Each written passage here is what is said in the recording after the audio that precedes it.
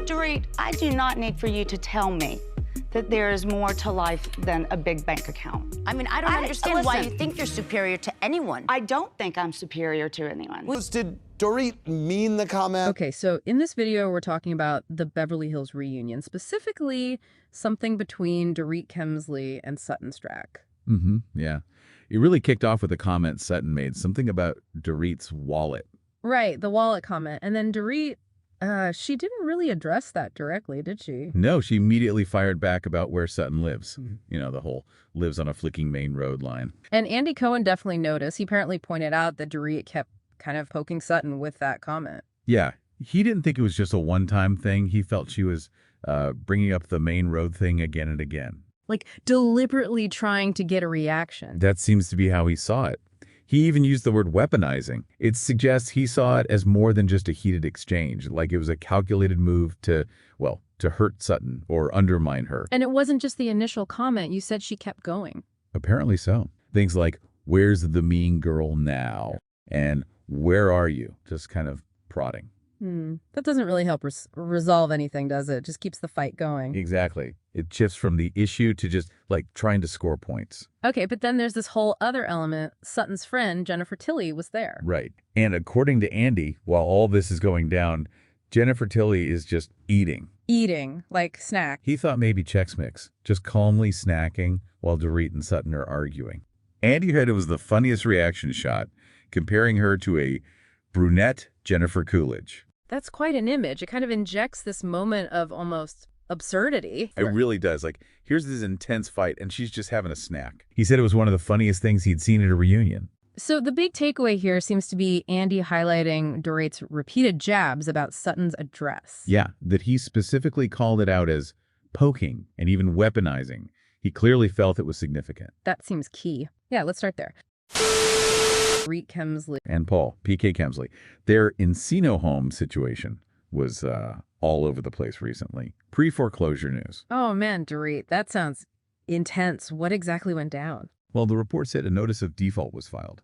We're talking a pretty big number.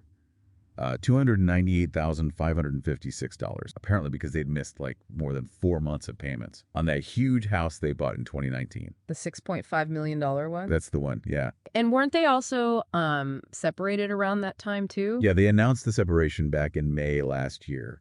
And PK, he was apparently staying at the Beverly Hills Hotel sometimes. And the house itself, it was listed for sale and taken off. The good news for them, it seems, is that the declaration of default and demand for sale got rescinded, canceled. Okay, so they dodged that bullet. For now, yeah. It means they managed to fix whatever the issue was before it went further. I remember seeing a clip for the Beverly Hills reunion, and Andy Cohen asks Dorit about it directly. He does. And her answer was, well, something else. She basically said, I had no idea about it. No idea. About missing mortgage payments for months? That's what she said. It's kind of hard to wrap your head around, isn't it? Like, does that mean they don't talk about finances? Or is PK just handling absolutely everything?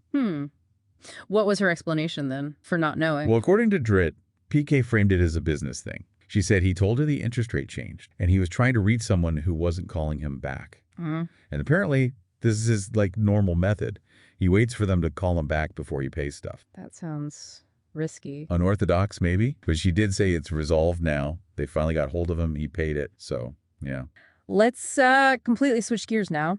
Let's go to the Hamptons summer house.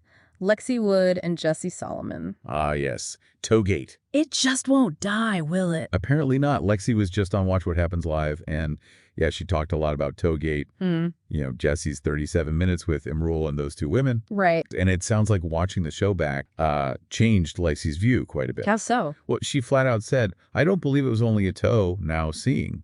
And she mentioned other red flags, too. So watching it all play out seems to have, you know, confirmed her suspicions. Okay. And she also talked about Jesse twisting her words, right? About liking Instagram photos. Yeah, that seemed to really bug her. She basically said, look, it's different when you're single versus when you're supposedly building something with someone. Respect is key in a relationship, you know? Supporting women online is great, but not when it disrespects your partner. She felt he kind of twisted that. And then there was that awkward joke Jesse made about going public with Paige DeZorbo. Lexi seemed kind of over it. Totally. Her reaction was just like, Jesse should do whatever Jesse wants to do. You could tell she was pretty much done with the whole thing, romantically speaking. But the part that really seemed to blindside her was Jesse saying he only asked her to meet his parents because of that kickball thing. Oh, yeah. She was shocked. So that was news to me. Because apparently they'd already planned for her to meet them before the kickball incident. So she felt like, a lot was being said behind her back, which she even admitted felt kind of normal by then, which is sad, really. Says a lot about the communication or lack thereof. Yeah, definitely. And even Paige chimed in, calling Lexi and Jesse weird AF. Right. Lexi basically acknowledged Paige's opinion, but kind of hinted Paige didn't have the full story, saying she and Jesse had communicated about whatever Paige saw. So it sounds like Lexi feels now, looking back, that Jesse really downplayed both Toegate and how flirty he was with Ciara Miller. That's definitely the vibe. She said, watching it back, both things look so bad, but she actually thinks the 37 minutes with Imral was probably worse now. And didn't she play some game on Watch What Happens Live listing Jesse's messy moments? She did, yeah. Some highlights were him asking Ciara why she never gave him a chance. Oof. Telling Wes that Lexi definitely wasn't going to meet his parents, then turning around and inviting her. Whiplash. Right, and telling Paige he felt watched by her. Oh, and she also thought him crashing Imral's situation was pretty messy, too. Did she mention Brooklyn Beckham at all? Her ex? Briefly. So they haven't spoken since Summer House started airing. Wishes him the best. He's got his own life. She also mentioned they dated for longer than people think, like 1 or 2 years. Huh. Okay. And she weighed in on other housemates, too. Lindsay and Carl. Carl and Ciara. Yep. Thinks Lindsay is definitely over Carl. And she said Carl and Ciara would be cute, but she also added Ciara deserves better. Didn't really explain why, though. Okay. Oh, and she admitted she'd only watched some of the show before joining. Right. And her final take on Jesse versus Wes Wilson and their whole situationship thing. She thinks Jesse handled his worse. Because, in her view, Wes kind of acted like a boyfriend, but didn't promise it. Whereas Jesse acted like one A and D said he wanted to be one. That inconsistency was worse for her. Makes sense. Okay, so Summer House Season 9 is airing Wednesdays on Bravo if people want to follow that train wreck. Precisely. All right, let's head down to Atlanta. Sounds like things are heating up between Porsha Williams and Kenya Moore. Oh, big time. This is all fallout from Kenya's feud with Brit Eady, which, led to Kenya getting booted off the show recently. Right, that was huge news. And now Porsha's dropped some kind of bomb on YouTube. Yeah, she put out this teaser basically claiming that another current housewife gave Kenya underage pictures of Brit. Whoa, okay. That's a massive allegation. Underage pictures. Exactly. Pictures that Kenya then apparently showed at her salon event, the one we saw on the show. Kenya fired back hard, denied everything, accused Porsha of just using her name and the situation for clickbait.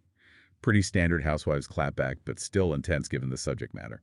But Porsha's sticking to her story. Absolutely. She doubled down, said it's not a lie, claimed she and Kenya were talking day and night about it. Porsha even said she fought for Kenya with the network before the pictures came out. Fought for her. Yeah, and that she went after someone because she was mad Kenya had to leave. Yeah. And that she checked on Kenya because she cared. She ended it saying, I'm not your enemy, Kenya. Was there any, online chatter about where these alleged photos even came from? There was. Some Twitter user claimed they might have been from an alleged OnlyFans page Brit had, maybe leaked after being sold as pay-per-view, but, that's just Twitter talk. Totally unconfirmed. Gotcha. It's wild because didn't Porsha and Kenya seem kind of okay at the start of this season? They did, yeah. Season 16 started off looking like they might be rebuilding their friendship, but then cracks started showing pretty quickly, Kenya calling Porsha a traitor for hanging out with Brit. Ah, right. Porsha definitely took Brit's side after that whole argument where Brit mentioned a gun. Yeah. So, yeah. Seems like Porsha switched teams, basically. One more gear shift. Let's talk about a new show. Teresa Giudice has been dropping hints about Next Gen NYC. Used to be called Making It in Manhattan, right? That's the one. Yeah, Teresa's been talking about it on her podcast. She kind of hinted the filming time was about the same as a regular RHONG season. Gives you an idea of the scale, maybe. And she explained that pool jump from the trailer looked like fun. She did. Said it was at her house, yeah. But her daughter Gia threw the party while Teresa was actually out of town. So that's why Teresa wasn't, diving in herself for the cameras. Ah, okay. Sounds like she's pretty excited about the show, though. Yeah, she seems really positive about it. Call the cast kids, then quickly corrected to adults. Haha. But yeah, focusing on the younger generation, she mentioned Gia is apparently really good friends with Brooks Marks and Ariana Bierman, and knows Riley Burress too. So there are definitely some familiar family ties there. And she said she likes the new name, Next Gen NYC. I remember reading something last year about Gia filming with Brooks and Ariana. Maybe Meredith Marks was there too. Yeah, that sounds right. June 2024, there were fan reports about them filming. Something apparently happened at the table, they walked off, and maybe Gia FaceTimed Teresa. Could be some interesting drama brewing there. So the show's basically about these young adults making their way in New York. Pretty much the official description says it follows a tight-knit group of friends navigating life, love, careers in NYC.